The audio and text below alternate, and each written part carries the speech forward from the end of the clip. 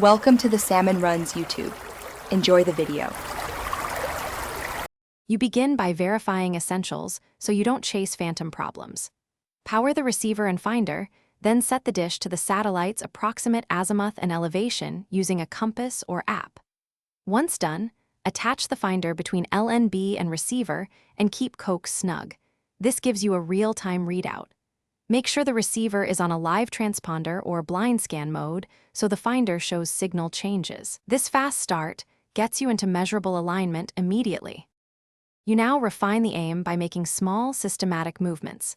Move the dish left, right, and up, down slowly while watching the finder's strength and SNR values.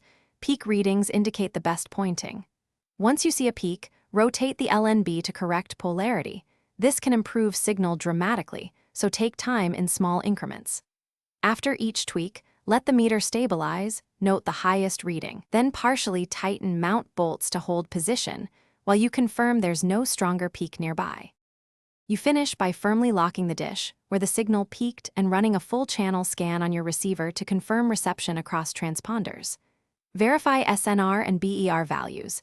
Stable low error rates mean a solid lock.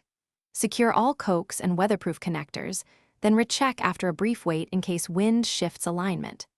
If channels fail or signal is weak, inspect connectors for corrosion, ensure clear line of sight, and confirm LNB voltage. Addressing those fixes typically. Thanks for watching.